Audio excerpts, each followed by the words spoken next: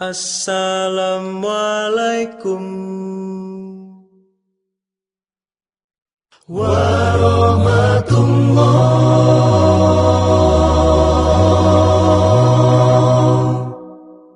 wabarakatuh.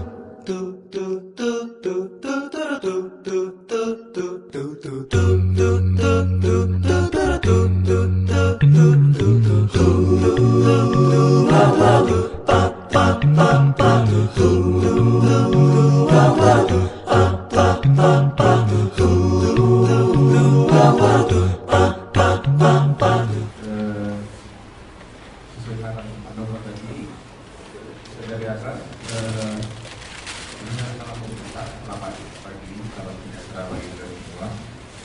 Pikir diskusi adalah mengalir, nanti kita pandu berdua dengan Bapak Domo.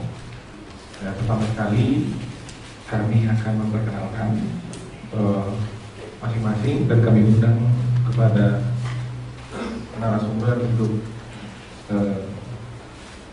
maju ke depan, dan setiap diskusinya nanti akan kita pandu semuanya berdasarkan dari moderator sebagai pemandu dan juga untuk mengarahkan jalannya diskusi.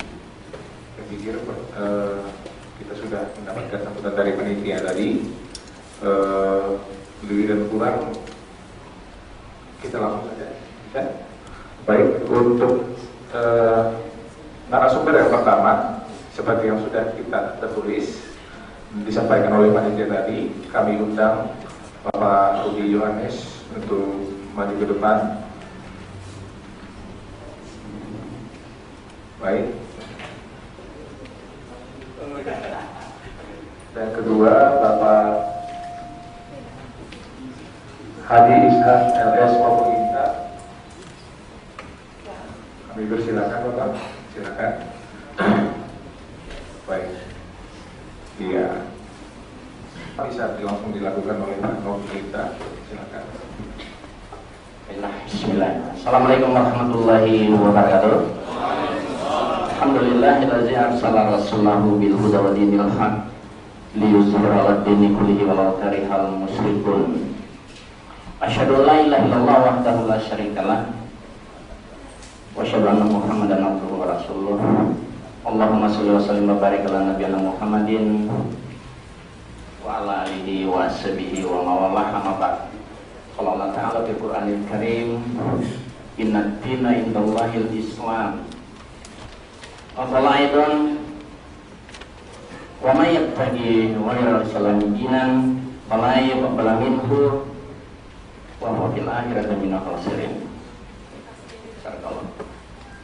Alhamdulillah, bersyukur Allah Subhanahu wa taala, di siang hari ini kita semua masih dipertemukan dalam indah-indah sehat walafiat.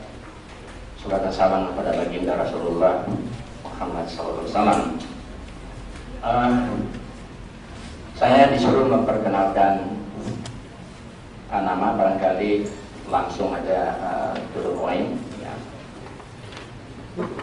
Seperti yang kita lihat di layar ini, nama saya Insan LS Mokoginta, atau barangkali lebih jelas, ini nama Islam saya Insan LS itu Latif Syabkani Mokoginta.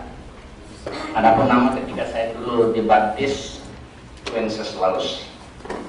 Saya lahir di Manado tanggal 8 September tahun 49. Saat ini saya tinggal di Jalan Tugu Raya nomor 882 Cimanggis, Depok, tepatnya depan asrama Brimob Kelapa II. Ini status menikah, ada nomor HP, ada nomor telepon. Adapun aktivitas kami setiap hari, pertama sebagai konsultan.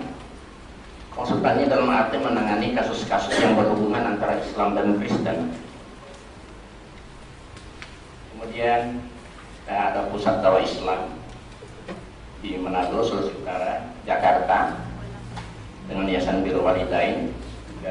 Ada juga di Hong Kong, dan juga di Dewan Dakwah Islamiyah Indonesia khusus Kota Depok.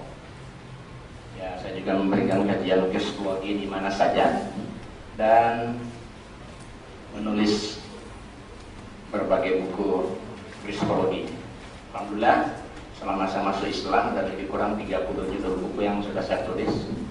Intinya semuanya bagaimana kita berdakwah kepada orang muslim agar mereka mau masuk Islam. Demikianlah barangkali. Assalamualaikum warahmatullahi wabarakatuh. Assalamualaikum warahmatullahi wabarakatuh. Selamat pagi dan salam sejahtera untuk kita semua. Kita sampaikan ucapan terima kasih kepada Bapak Insan LS Mokogintuk yang sudah memperkenalkan dirinya kepada kita bersama. Selanjutnya kita mohon dengan hormat Bapak Rudi Yohanes untuk memperkenalkan dirinya. Silakan. Terima kasih. Saya perkenalkan, nama saya Rudi Yohanes. Tadi pembawa acara agak salah sebut, sarjana teologi. Saya bukan sarjana teologi, tapi sarjana teknik. Dan tepatnya teknik informatika. Tapi tidak apa. Kelebihan dari kita orang Kristen ini, masing-masing orang bisa dikaruniai Roh Kudus, sehingga kita tidak harus tidak harus orang-orang tertentu aja yang mendapat karunia. Bahkan menerjemahkan isi Bible kita sendiri, tidak harus pendeta, tidak harus orang-orang dari kalangan agama.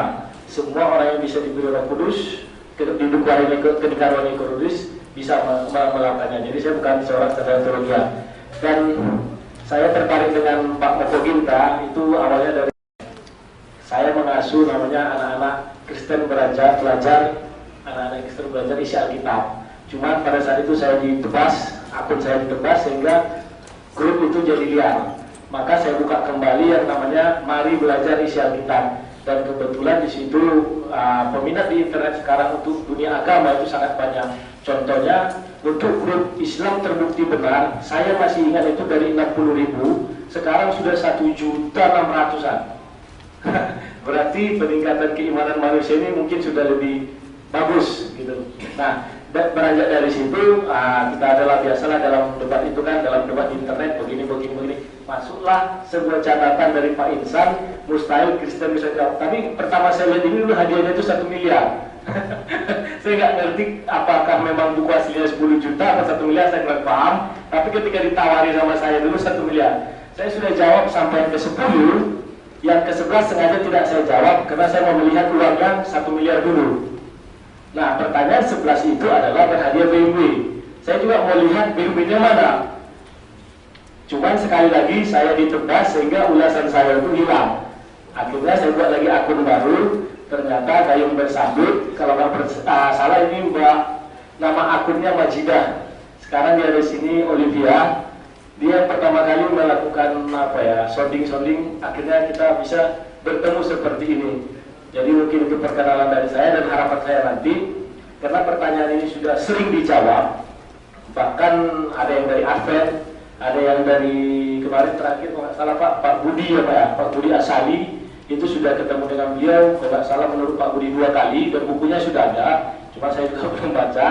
Mungkin biar lebih menarik lagi, mungkin ada ide-ide dari Pak Mokoginta yang baru, silakan. Saya akan coba menjawab dengan keimanan saya. Yang saya imani adalah Alkitab. Tapi jangan salah, saya adalah punya hak untuk membaca Quran.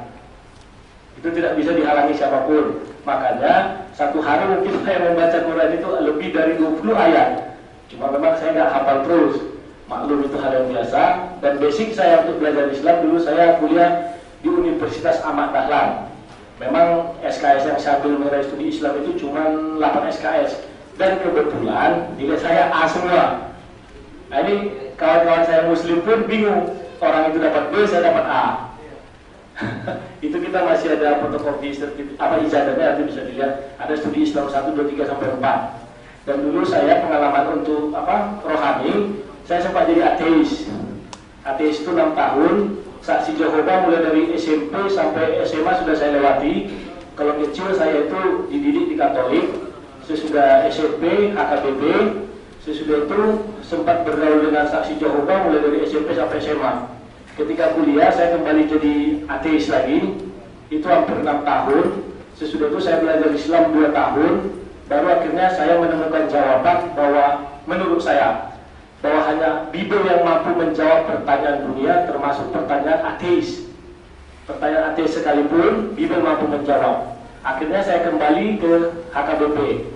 Tapi saya sekarang tidak berpedoman bahwa saya di AKBP adalah paling menang. Tidak, saya menganut paham seperti yang ditulis Paulus di Korintus. Jangan katakan kau dari golongan Apolos, jangan kau katakan kau dari golongan Kefas.